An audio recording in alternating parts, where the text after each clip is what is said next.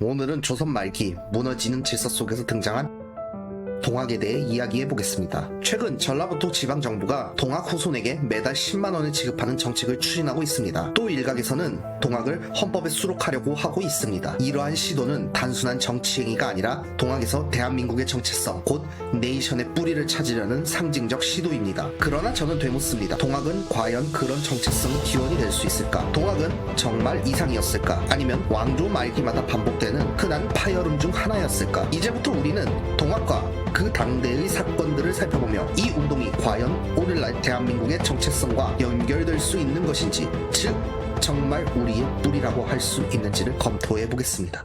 본 영상 시작 전에 구독과 좋아요 한 번씩 눌러주시면 앞으로 더 좋은 콘텐츠 제작에 큰 힘이 됩니다. 19세기 중엽 조선사회는 세도 정치의 부패, 삼정의 문란, 전국 곳곳의 밀란으로 흔들리고 있었습니다. 백성들은 더 이상 조선이라는 국가, 위로부터의 구원을 기대하지 않았습니다. 이때 등장한 인물이 최재우. 그는 유교의 윤리와 충효 개념, 불교의 내면 수양과 인과응보, 도교의 천일합일과 기수련, 그리고 천주교의 평등과 인간 존엄 사상 일부를 차용하여 이들을 뒤섞은 새로운 종교 동학을 창시합니다. 그리고 이렇게 선언합니다. 사람이 곧 하늘이다. 인내천.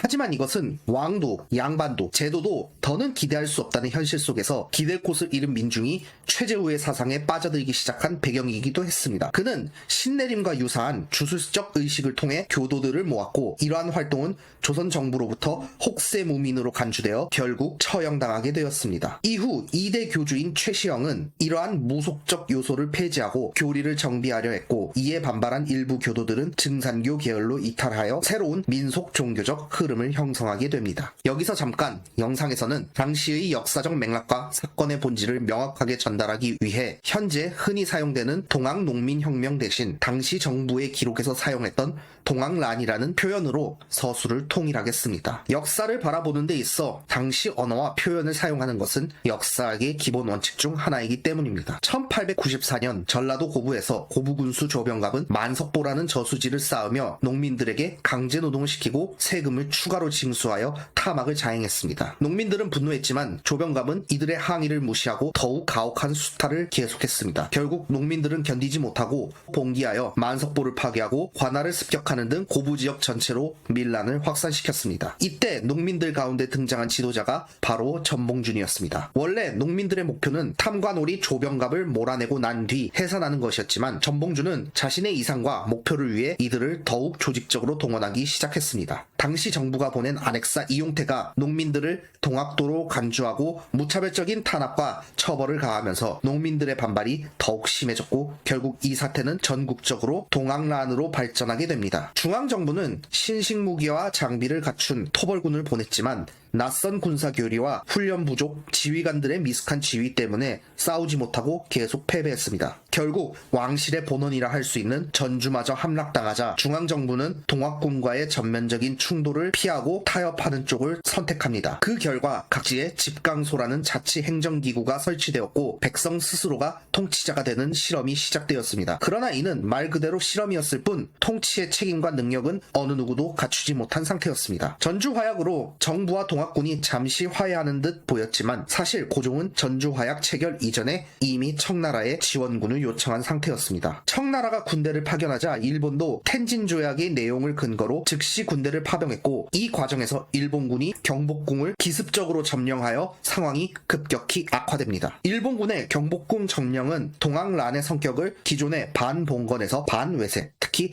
반일본으로 바꾸었습니다. 근왕적 성격이 강했던 북전마저 일본에 대항하기 위해 동학군과 합류했지만 조선 왕실과 정부는 일본보다 다시 봉기한 동학군을 더 큰 위협으로 인식했습니다. 결국 동학군은 공주 우금치에서 토벌군과 결정적 전투를 치르게 됩니다. 이 전투에서 동학군을 상대했던 토벌군은 일본군 200명과 조선 관군 2000명으로 이루어져 있었습니다. 이전과 달리 관군은 일본군의 도움을 받아 숙련도와 전투력이 크게 향상된 상태였습니다. 특히 터키 연합군은 우금치 고지에 먼저 진지를 구축하고 게틀링 기관총을 이용한 화망을 형성하는 방식으로 동학군을 기다리고 있었습니다. 제대로 훈련되지 않은 동학군은 이러한 지형적 불리함과 강력한 화력 앞에서 무력했고 전투는 사실상 일방적인 학살에 가까운 참패로 끝나고 말았습니다. 동학란의 실패는 필연이었습니다. 1차 봉기 당시부터 남접과 북접은 서로 다른 노선을 가지고 대립했으며 한때 전투 직전까지 갈 정도로 갈등은 깊었습니다. 심지어 남접 내부에서도 조선 왕조의 개혁을 주장한 전봉준 계열과 조선을 무너뜨리고 새로운 국가를 만들겠다는 김계남 계열이 따로 활동할 정도로 분열되어 있었습니다. 이렇듯 수뇌부조차 통일된 목표 없이 분열된 상황에서 봉기에 참여한 민중이 자발적인 통제력이나 공동의 규율을 갖추긴 어려웠습니다. 동학군은 점차 조직력을 상실했고 각자의 욕망에 따라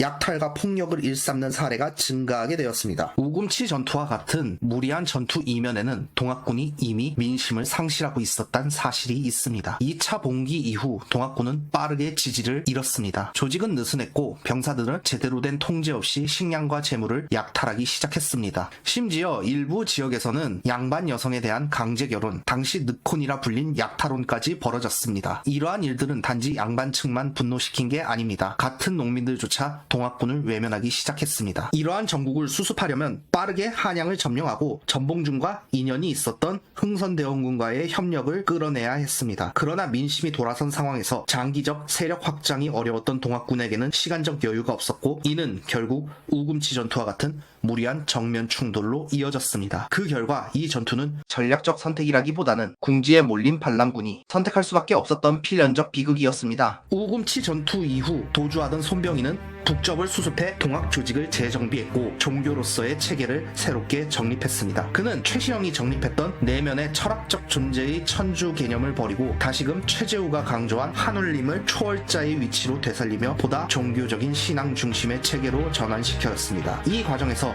동학은 점차 사회개혁 운동으로서의 성격을 잃고 천도교라는 독립된 종교로 재편됩니다. 그 결과 동학은 사상운동으로서의 급진성과 사회적 영향력을 점차 상실하게 되었고 결국 이후 정치적 주도권 경쟁에서는 주변화되어 갔습니다. 한편 일부 남접 출신 인사들은 이용구를 중심으로 관료 송병준과 협력하여 친일 포퓰리즘 단체인 일진회를 조직하게 됩니다. 이들은 조선 사회에 절망하였고 더 이상 내부 개혁도 스스로의 힘으로 국가를 전복하는 것도 불가능하다 판단했습니다. 그 결과 점차 현실적 생존과 신분 상승의 출구로서 일본과의 협력을 택하게 되었고 이러한 흐름은 일진회의 친일적 성격에 그대로 반영되었습니다. 일진회는 1910년 한일 합방 이후 곧 해산되었고 이후 많은 회원들은 자신들이 일본에 의해 이용당했음을 깨닫고 깊은 절망에 빠졌습니다. 반면 천도교는 3.1운동에 참여하여 한때 네이션 성립 과정에 일정한 기여를 하였지만 이후 그 역할은 급속히 축소되었고 민족운동의 주도권은 점차 기독교, 특히 개신교로 완전히 넘어가게 됩니다. 동학은 앞서 살펴본 것처럼 거창한 근대국가 성립을 위한 움직임이 아니었습니다. 그것은